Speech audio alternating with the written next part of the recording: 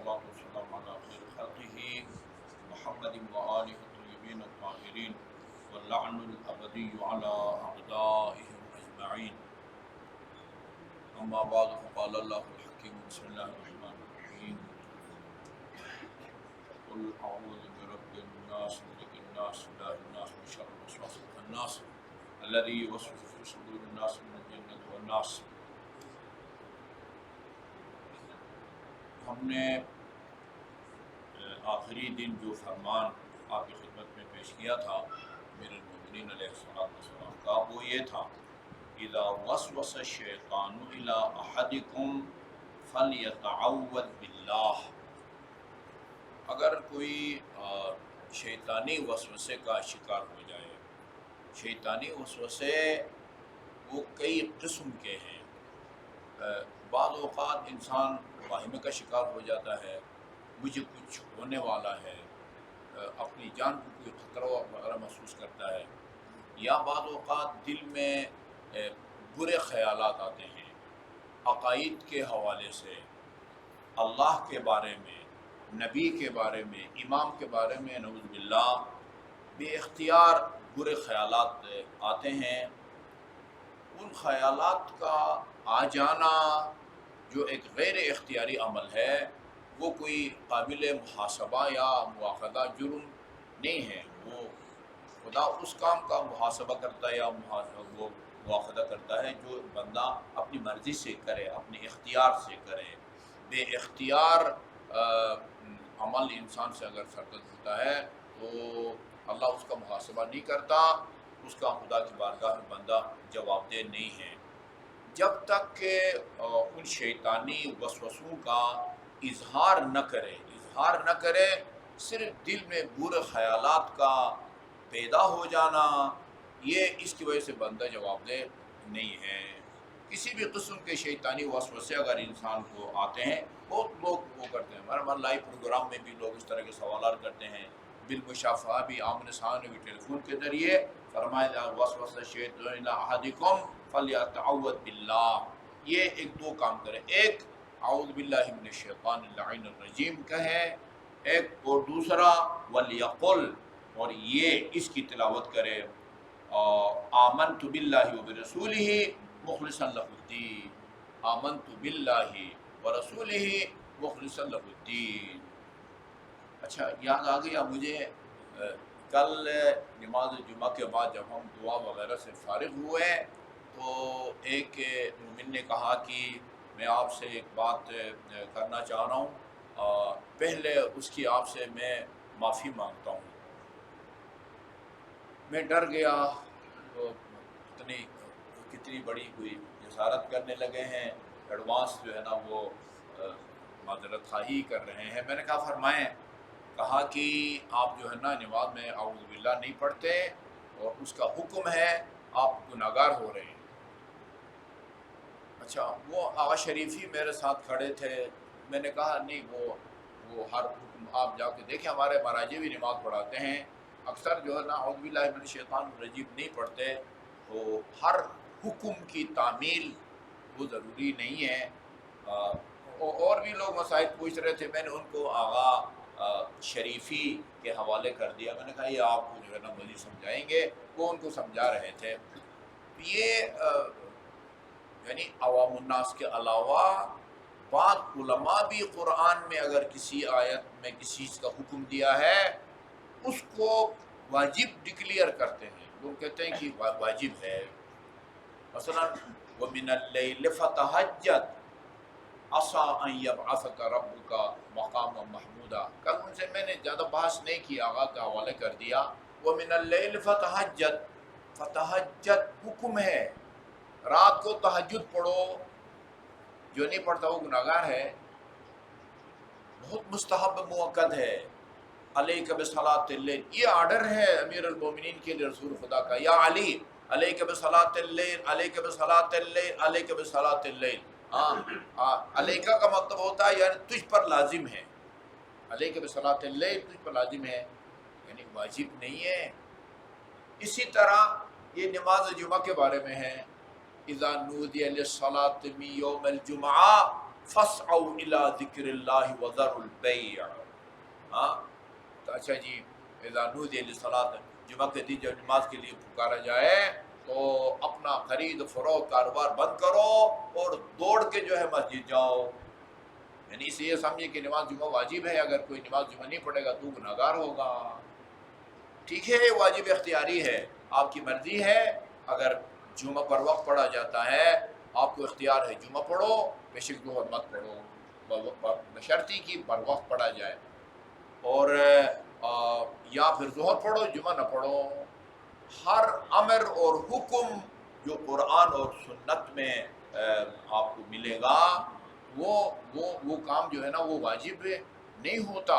تو یہ ضرور اس کا حکم ہے، پڑھے تو ٹھیک ہے، لیکن نہ پڑھنے والا، اتنا میں نے کہا پھر اگر میں گناہگار ہوں تو پھر میرے پیچھے نماز بھی نہیں ہوگی.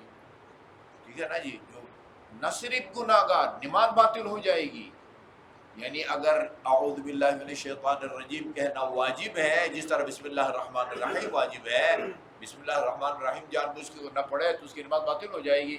اسی طرح جو اعوذ باللہ من الشیطان الرجیم، دنیا میں پتہ نہیں کتنے فیصد مومنین کی نماز پھر صحیح ہوگی، باقی سب کی نماز جو ہے نا وہ باطل ہو جائے گی.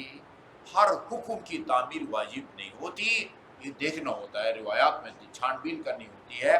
یہ بہرحال تو یہ کام کرے. اس کے بعد آج سے یہاں سے نیا فرمان شروع ہوتا ہے. اذا کس اللہ عز وجل مؤمنا ثوبا جدیدا. اچھا، اس کا پورا متن پڑھنے اور ترجمہ عرض کرنے سے پہلے ایک نکتہ دہرا دوں، وہ یہ کہ بہت سارے اذکار ذکر جو ہم پڑھتے ہیں، اعمال جو بجا لاتے ہیں، ان کی برکتیں اور فوائد بتائے گئے ہیں. یہ کام کرو اس کا یہ فائدہ ہے. اچھا، اکثر کاموں اور ان کے آثار میں جو تعلق ہے وہ ہماری سمجھ میں نہیں آتا. مثلا رزق روزی میں اضافات کے باعث بنتے ہیں کچھ اعمال، یہ کام کرو تمہارے رزق روزی میں اضافہ ہوگا. ان میں سے ایک یہ ہے، آپ کہاں جہاں بھی بیٹھے ہیں، یہاں سے اگر مسجد امام صادق سے آذان شروع ہوتی ہے تو حکایت بولتے ہیں، مؤذن کے ساتھ ساتھ اللہ اکبر کہنا، اشہد ان لا الہ الا اللہ کہنا، محمد رسول اللہ کہنا. اس کو فقہ زبان میں حکایت کہتے ہیں، یعنی ساتھ ساتھ بولتے جانا. اس کے نتیجے میں وسعت رزق جو ہے نا وہ نصیب ہوتی ہے انسان کو. اب آپ کہیں ان دونوں میں اس میں کیا تعلق ہے بھائی؟ مارکیٹ جاؤ محنت کرو تو پیسہ آئے گا، یہ بات سمجھ میں آتی ہے. اچھا بھائی، وہ ہمارے یہ برادر آزان دیتے ہیں، کبھی آصاف دیتے ہیں، مبارک شاہ دیتا ہے، منور آزان دیتا ہے، آپ اس ساتھ ساتھ پڑھتے جائیں، ہاں رزق روزی میں اضافہ ہوگا. یعنی اگر نوکری بھی نہیں ملتی ہے تو نوکری ملے گی، تنخواہ بڑھے گی. کس طرح ہوتا ہے رزق روزی میں اضافہ؟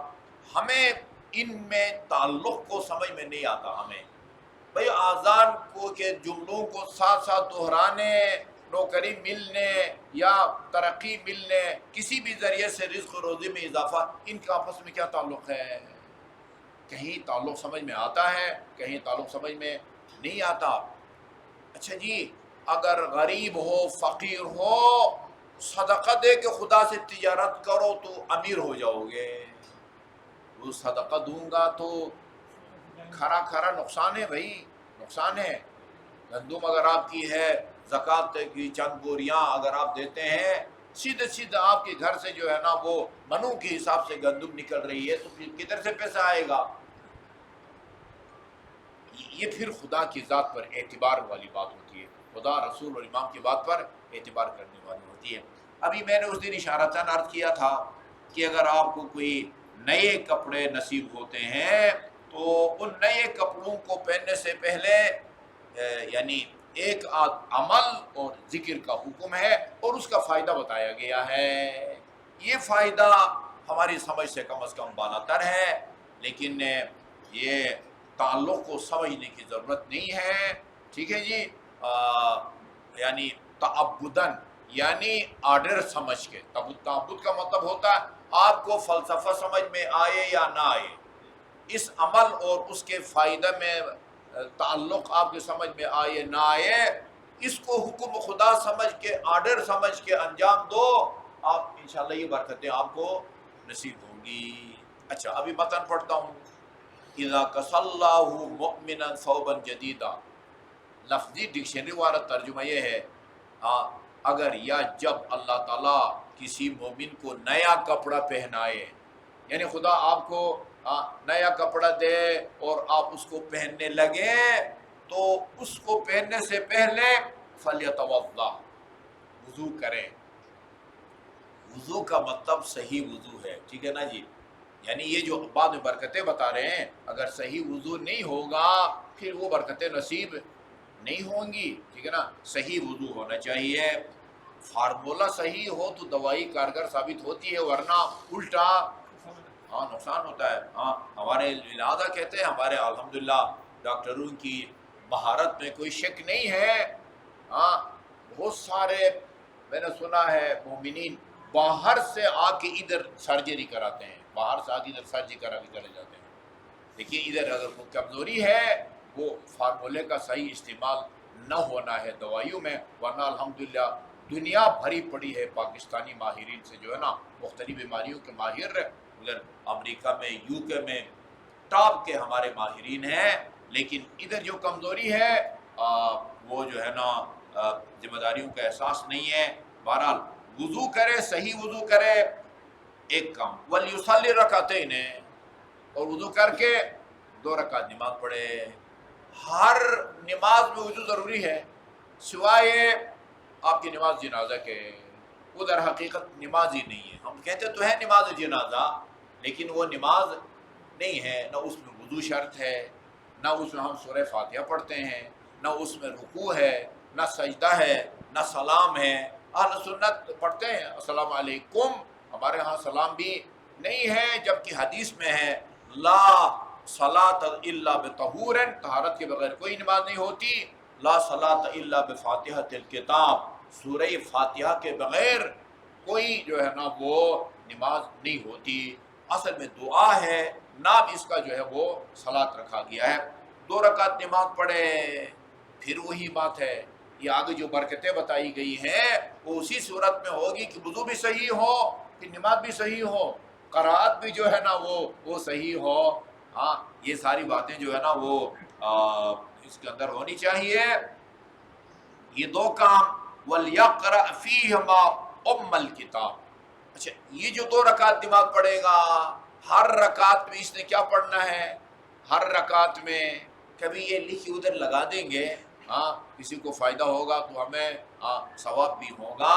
اچھا ان 2 رکعتوں میں الکتاب، سورہ فاتحہ پڑھے ہر رکعت میں، سورہ فاتحہ اور آیت الکرسی، ہم فیہا خالدون تک، اور وقل هو اللہ احد، قل هو اللہ احد پڑھے، وَإِنَّا أَنزَلْنَاهُ فِي لَيْلَةِ الْقَدْرِ۔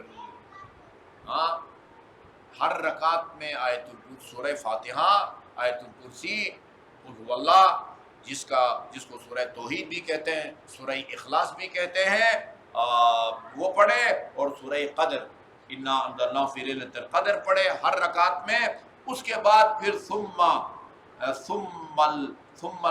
یحمد اللہ عز وجل، پھر اللہ تعالیٰ کی حمد و ثنا کرے، مثلا الذی ستر عورتہ وزینہ فی الناس، یا اور اس خدا کی حمد و ثنا کرے کہ جس نے اس کی یوں ستر پوشی کی ہے، پردہ پوشی کی ہے، اور یہ لوگوں میں اس کو زینت بخشی ہے۔ وَلْيُكْثِرْ مِنْ قَوْلِ اللَّهِ لَا حَوْلَ وَلَا قُوَّةَ إِلَّا بِاللَّهِ الْعَلِيِّ الْعَظِيمِ، اور کثرت کے ساتھ یہ لا حول ولا قوت الا باللہ، لا حول ولا قوت الا باللہ کہنے کو عربی میں حوقلہ کہتے ہیں، بسم اللہ الرحمن الرحیم کہنے کو بسملہ بولتے ہیں، الحمدللہ رب العالمین اس کے لیے حمدلہ کہتے ہیں، حمدلہ، حوقلہ یعنی لا حول ولا قوت الا باللہ العلی العظیم۔ اس کو کثرت سے پڑھے، فائدہ کیا ہوگا؟ فائدہ کیا ہوگا؟ فائدہ اس کا یہ ہوگا فَإِنَّهُ لَا يَعْصِ اللَّهَ فِيهِ، یہ کپڑے جب تک اس کے بدن پر ہوں گے اس سے اللہ تعالیٰ کی معصیت اور گناہ سرزد نہیں ہوگا، ان کپڑوں میں اللہ تعالیٰ کی نافرمانی جو ہے وہ نہیں کرے گا۔ اور کیا فائدہ ہوگا؟ اور کیا فائدہ ہوگا؟ وَلَهُ بِكُلِّ سِلْكٍ فِيهِ مَلَكٌ يُقَدِّسُ لَهُ وَيَسْتَغْفِرُ لَهُ وَيَتَرَحَّمُ عَلَيْهِ، یا اور یہ ہر اس کپڑے کے دھاگے کے یعنی تعداد کے مطابق آسمان کے فرشتے اس کے لیے تقدیس کرتے ہیں، اس کے لیے طلب مغفرت کرتے ہیں، اور اللہ تعالیٰ کے لیے اس سے رحم کی درخواست کرتے ہیں۔ یعنی جتنے اس کپڑے کے اندر دھاگے ہیں نا، ان دھاگوں کے برابر فرشتے اس کے لیے اللہ تعالیٰ کی حمد و ثنا کرتے ہیں، اس کی تقدیس کرتے ہیں، اور اس کے لیے طلب مغفرت کرتے ہیں، اور اس کے لیے اللہ تعالیٰ سے طلب رحمت بھی کرتے ہیں۔ فرض کیجئے یہ جو بتایا یہ نبی ہو تو بذات خود سورہ فاتحہ کی تلاوت کا ثواب ہے، آیت الکرسی کی تلاوت کا ثواب ہے، قل ہو اللہ کی تلاوت کا ثواب ہے۔ ایک مرتبہ جو قل ہو اللہ پڑھے 1/3 قرآن کا ثواب ملتا ہے، 2 دفعہ پڑھے 20 پاروں کا، 3 دفعہ قل ہو اللہ کی تلاوت کرے مکمل ختم قرآن۔ سورہ قدر کی الگ فائدہ ہے، ٹھیک ہے نا؟ تو یہ جو پڑھتا ہے اس کی 5 انگلیاں گھی میں ہیں، نقصان کسی صورت میں نہیں ہے، فائدہ ہی فائدہ ہے۔ اللہ تعالیٰ سب کو نئے کپڑے جوڑے نصیب فرمائے۔ اللہم صلی اللہ محمد وآل محمد، یا اللہ یا واحد یا احد یا صمد، یا من لم یلد ولم یولد ولم یکن له کفوا احد، وفاطمة وأبيها وبعلها وبنيها وبسر المستودع فيها، نسألك زيادة في العلم وبركة في الرزق وصحة في الجسم وطولا في العمر ونورا في القلب وتوبة قبل الموت وراحة عند الموت ومغفرة بعد الموت، دخولا في الجنة ونجاة من النار۔ اللهم انصر الإسلام والمسلمين، اللهم انصر وأيد حماة الدين، اللهم